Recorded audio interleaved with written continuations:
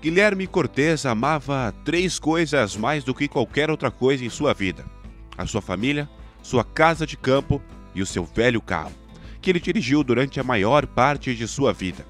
O homem já estava na casa dos 80 anos, mas ainda era capaz de dirigir mesmo que tivesse esquecido algumas das regras de trânsito. Ao longo do tempo, ele ia para sua casa de campo toda semana, porque eram apenas alguns quilômetros longe da cidade. O Sr. Cortez teve um filho e costumava levar a sua família para sua casa de campo para fugir da agitação da cidade e tomar um pouco de ar fresco. Felipe amava muito seu pai. Ele era o filho mais velho de Guilherme. Felipe cuidou de seu pai quase todos os dias. Trazia mantimentos e ajudava ele financeiramente também.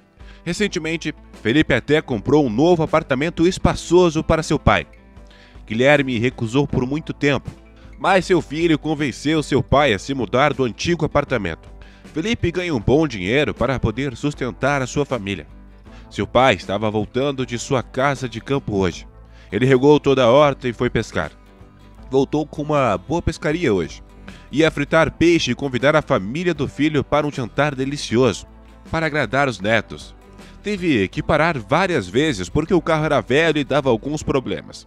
Felipe sugeriu comprar um carro novo para seu pai, mas claro, ele recusou, porque não queria ser um fardo para seu filho. Então, Sr. Cortez parou em um dos pontos de ônibus, saiu do carro para verificar o que estava de errado e resolver o problema. Naquele momento, um ônibus parou no ponto de ônibus. O motorista desceu do ônibus e começou a repreender Guilherme por estacionar no meio do ponto de ônibus. Senhor, eu entendo que as regras não proíbem você de estacionar o seu carro em um ponto de ônibus, mas você tem que estacionar no local correto. Isso atrapalha bastante o ônibus. Olha como você estacionou, bem no meio da estrada. Se você já tiver esquecido as regras da estrada devido à sua idade, então é melhor nem dirigir. Então, o motorista do ônibus riu e saiu. Guilherme não conseguiu encontrar nada para dizer ao motorista zangado. Ele era um homem que não gostava de confrontos e agora não queria discutir por nada. Depois de consertar o carro, o Sr. Cortez seguiu seu caminho na rodovia. Ele estava seguindo outro carro que estava se movendo em velocidade média e Guilherme estava bem com isso. Então, ele não planejava ultrapassar aquele carro. De repente, o carro começou a quebrar bruscamente no meio da estrada. Guilherme não teve tempo de reagir e pisou no freio tarde demais. O carro de Guilherme bateu na traseira do outro carro.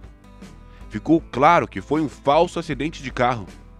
Muitas vezes, alguns motoristas, vendo o outro carro atrás deles, freiam bruscamente, criando um acidente. Então, eles começam a apresentar queixa e exigir dinheiro muitas vezes. A polícia fica do lado dos instigadores de acidentes falsos. Este foi o caso. 3 homens furiosos saíram do carro. Senhor, o senhor está ficando louco? Eles começaram a gritar com o preocupado Guilherme. Eu posso estar velho, mas não sou estúpido. Você acha que eu não sei a diferença de um acidente e um acidente falso? Ele disse.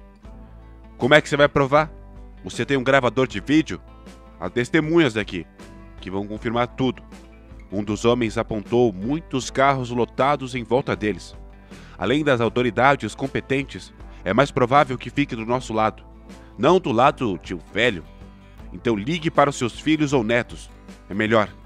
Eles terão que pagar pelos reparos do para-choque, ou ligaremos para a polícia. O vilão disse com um sorriso. Eles já estavam contando quanto dinheiro ganharam hoje. Meu filho vai vir e mostrar para vocês como deve se tratar idosos, o velho disse. Os criminosos ficaram um pouco calados, com medo de que alguém fosse ajudar Guilherme. Sr. Cortez não se atreveu a discutir novamente. Então, ele simplesmente começou a discar o número de seu filho. Ele tinha certeza de que seu amado filho iria definitivamente ajudá-lo. Isso já aconteceu antes, quando o Sr. Cortez teve problemas. Seu filho sempre o ajudou. Sr. Cortez tentou ligar para o filho, mas ele não atendeu.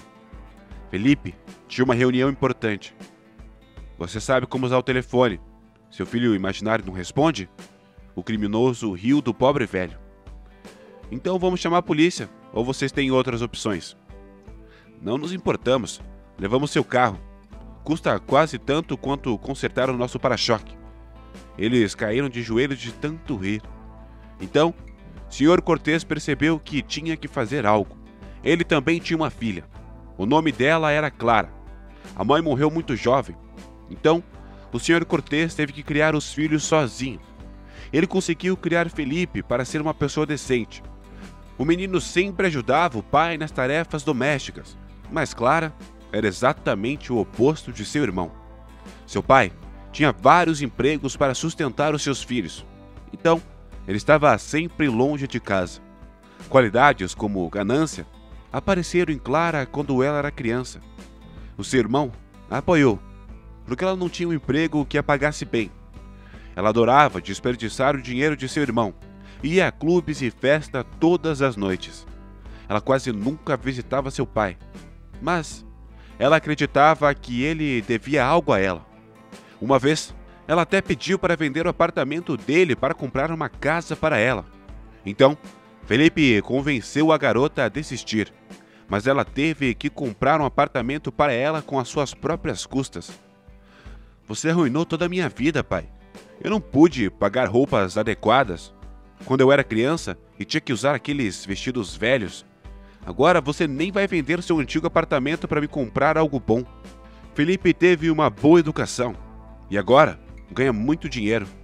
Ele vai me comprar um apartamento decente, como eu mereço. Eu não quero nem te ver mais.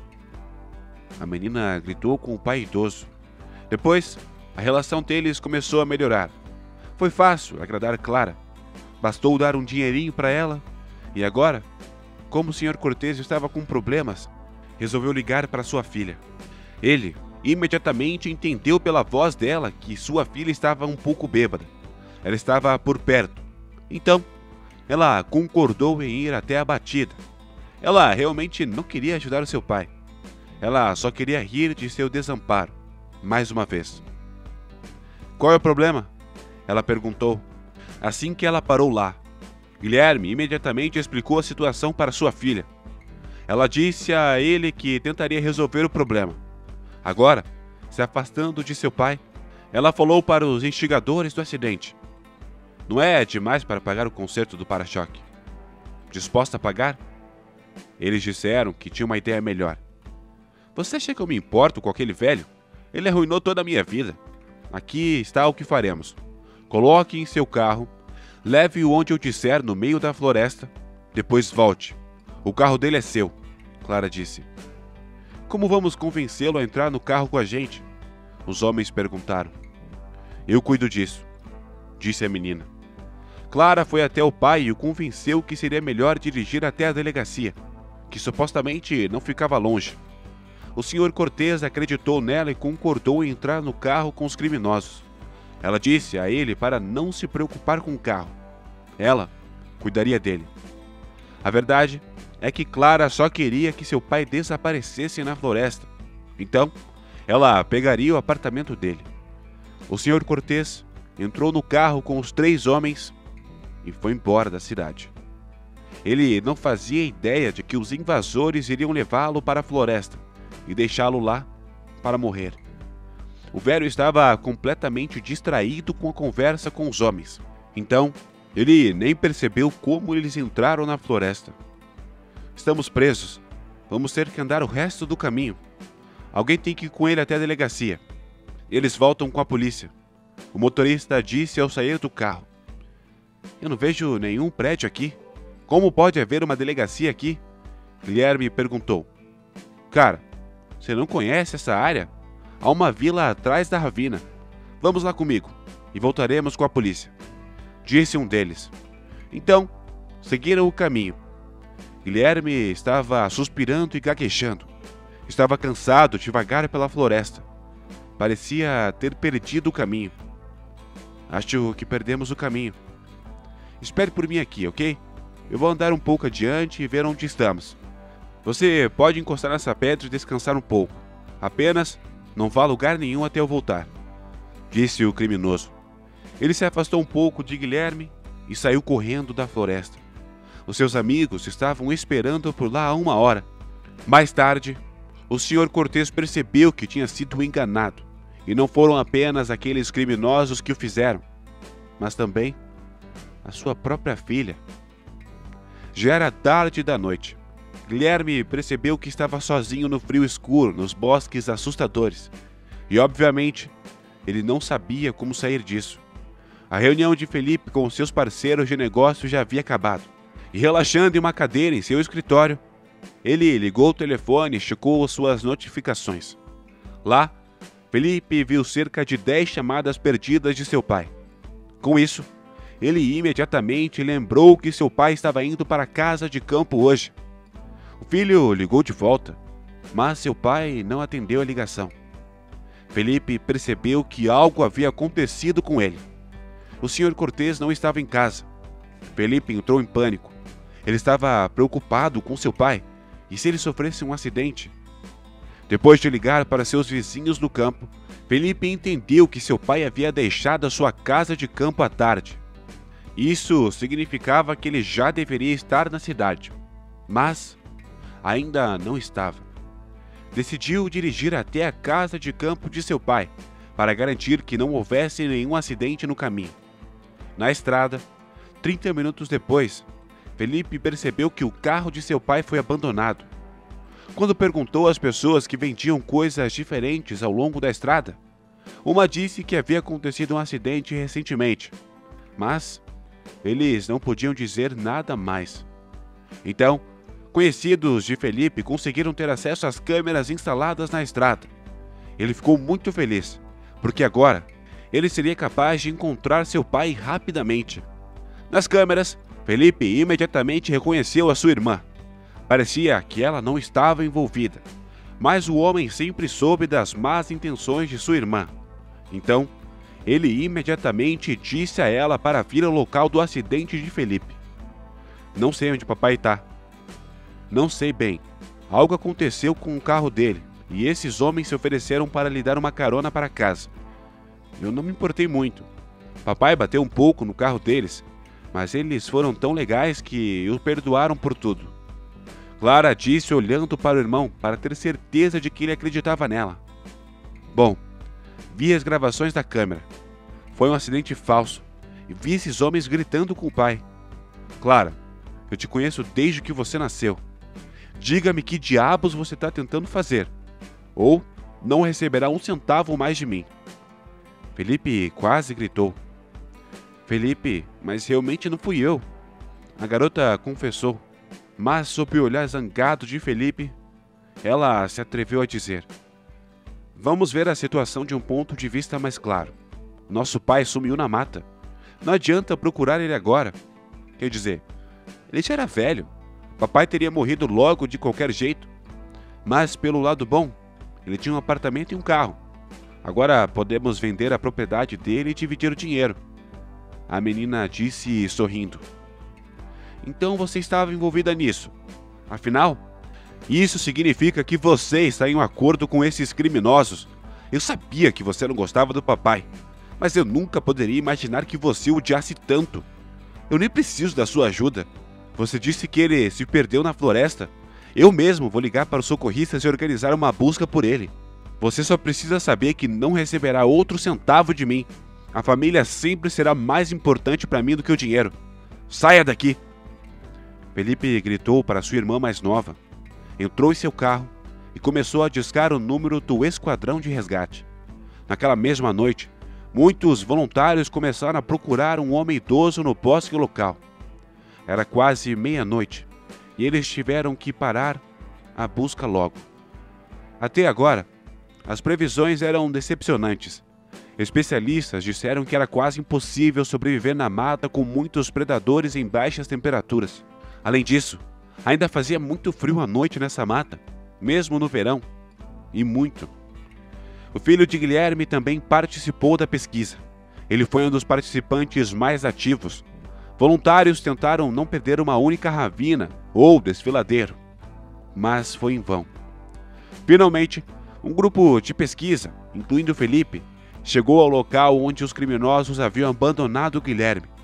Ele acidentalmente deixou cair o seu lenço lá.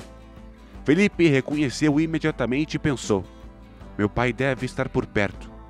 Queira Deus que você esteja vivo. O homem pensou, esperando por um final feliz.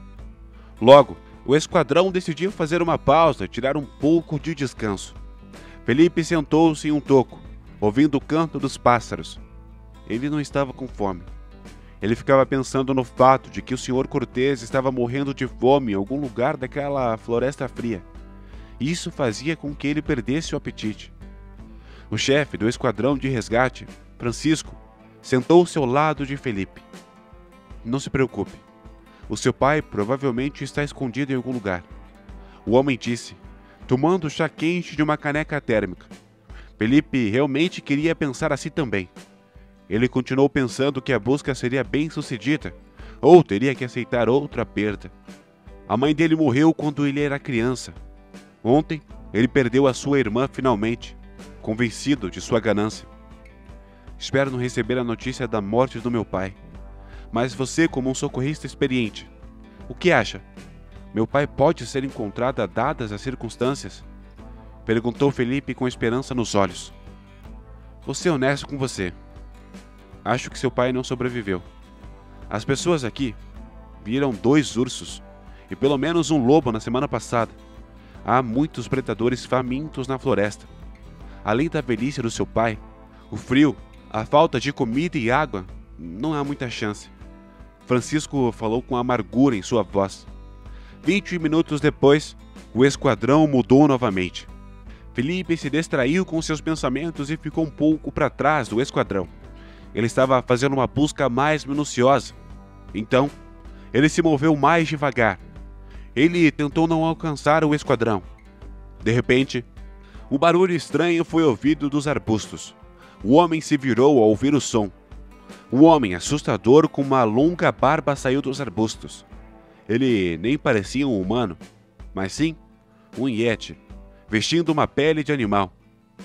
Você está procurando alguém? Sim, a busca está acontecendo há quase 24 horas. Por favor, me diga. Você viu esse homem? Aqui está a foto dele. Felipe mostrou uma foto de um panfleto que os voluntários imprimiram. Siga-me. O velho disse e levou o homem para a parte mais profunda da floresta. Felipe estava com medo de seguir, mas ele precisava. Depois de cerca de 5 minutos, ele viu uma velha cabana de madeira no horizonte. O seu telhado era um pouco inclinado e a própria casa parecia em mau estado. O velho abriu a porta segurando a sua bengala, que parecia nunca largar. Entrando na casa, Felipe sentiu o cheiro agradável de comida. De repente, ele viu seu pai no banco. Guilherme parecia bem. Felipe correu para Guilherme e o abraçou. Guilherme também ficou feliz em ver o seu filho. Como você chegou aqui? Estávamos tão preocupados com você. Pai, como que você entrou nessa floresta? Felipe começou a perguntar a seu pai. Este bom homem me encontrou na floresta, graças a Deus. Quando já estava escuro, havia apenas escuridão ao meu redor. Pensei que encontraria minha morte nessa floresta fria, enfrentando algum predador. Mas José me convidou para sua casa, me alimentou e fez um chá de ervas. Eu estou tão grato a ele. Guilherme respondeu. Eu vivi nessa floresta por muito tempo. Encontrei paz e tranquilidade aqui. José disse. Muito obrigado por salvar meu pai. Há algo que eu possa fazer por você? Por favor, pegue o dinheiro. Felipe disse que não havia mais nada que ele pudesse oferecer. É desnecessário. Eu não preciso de dinheiro. Eu como o que a natureza me dá. Além disso, não é o valor mais importante na minha vida. A principal recompensa é que você veio para o seu pai.